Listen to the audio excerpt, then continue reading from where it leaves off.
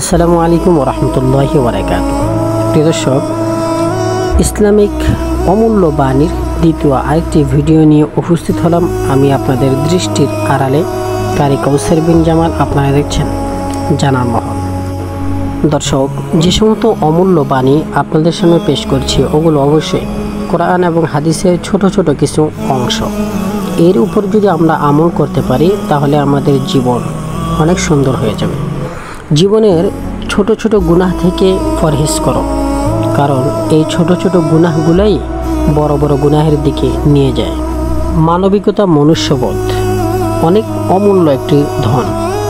এগুলো সম্পদ, অর্থ এবং পোশাক ইত্যাদির মধ্যে তালাশ করিও না, তা মানুষের মধ্যে তালাশ করো। অন্যের রাজমহলের মধ্যে গোলামি করার চেয়ে উত্তম নিজের ছোট জুফরির মধ্যে হুকুমত করা। যারা আল্লাহকে নারাজ করে মানুষকে খুশি করে, তাদেরকে আল্লাহ পাক রব্বুল আলামিন মানুষের মধ্যেই ছেড়ে দেন এবং মানুষ তাদেরকে হিংস্র জানোয়ারের মতো ফেরে ছিঁড়ে শেষ করে দেয়। সৌন্দর্য এবং চরিত্রের মধ্যে পার্থক্য হচ্ছে, সৌন্দর্য অল্প কিছুদিনের জন্য আর চরিত্র সারা জিন্দেগির জন্য। সৌন্দর্য ধোঁকা দেয় আর চরিত্র মানুষকে মানুষের কাছে পরিচিত করে তোলে। যখন মানুষের দৃষ্টি মানুষের আয়ত্তের মধ্যে থাকে না, কন্ট্রোলের মধ্যে থাকে না, তখন তার দিল চিন্তা, টেনশন, পেরেশানিতে ভরে যায়।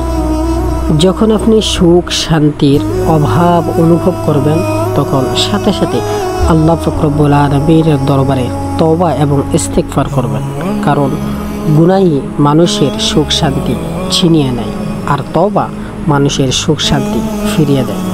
খারাপ অভ্যাসের শক্তি কতটা বেশি তা অনুভব করতে পারবেন যখন তা ছাড়ার চেষ্টা করবেন।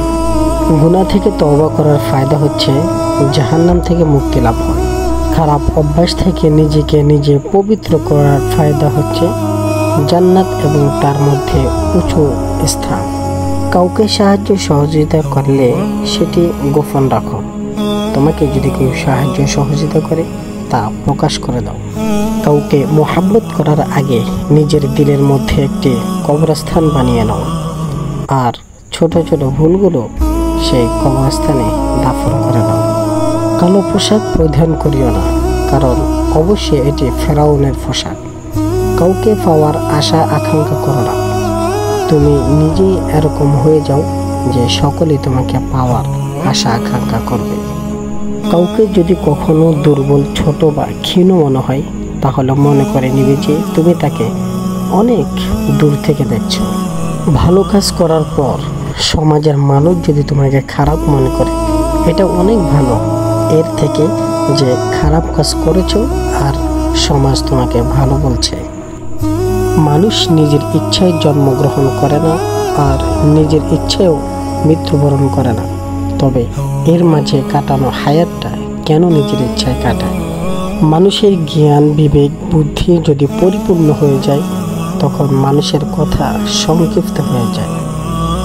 মানুষ সকল কিছুর পিছনে দৌড়ায়, আর দুটি জিনিস মানুষের পিছনে দৌড়ায়: 1 নম্বরে রিজিক, 2 নম্বরে মৃত্যু। সবচেয়ে বড় বাহাদুরি সবর করা, সবচেয়ে বড় মুসিবত দুর্বল হয়ে পড়া, সবচেয়ে বড় উস্তাদ অভিজ্ঞতা, সবচেয়ে বড় ফায়দা নেককার সন্তান। শত শত বন্ধু বানানো কোনো বড় কথা নয়, বরং বড় কথা হচ্ছে এটা এরকম একজন বন্ধু বানাবে যে তখনও তোমার পাশে থাকবে যখন শত শত মানুষ তোমার দুশ্মন হবে। বিপদ বালা মুসিবতে কারো সাহায্য নেবে না, কারণ বিপদ বালা মুসিবত হচ্ছে অল্প কিছুদিনের, আর সাহায্যের অনুভূতি হচ্ছে সারা জীবনের। কোনো সরল সোজা মানুষের নম্রতা এবং ভদ্রতাকে বেয়াকুফি মনে করো না, কারণ এমন একদিন আসবে তুমি নম্রতা এবং ভদ্রতা তালাশ করবে আর মানুষ তোমাকে বেয়াকুফ মনে করবে। মোহাব্বতের প্রথম শর্ত হচ্ছে ইজ্জত। যে তোমাকে ইজ্জত দিতে পারবে না, সে কখনোই তোমাকে সত্যিকারের মোহাব্বত করতে পারবে না। কাউকে পাওয়ার ইচ্ছে করলে দিল থেকে চাও, মুখ থেকে নয়।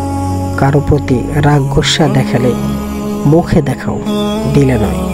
তোমার তকদির বা ভবিষ্যৎ ততবার পরিবর্তন হবে যতবার তুমি আল্লাহর কাছে হাত উঠাবে। উপদেশ: অন্যের হাল অবস্থার উপরে চিন্তা ফিকির করার পরেই হাসিল হয়। মূর্খতা এক ধরনের একটি মৃত্যু, আর মূর্খ মানুষ চলমান একটি লাশ।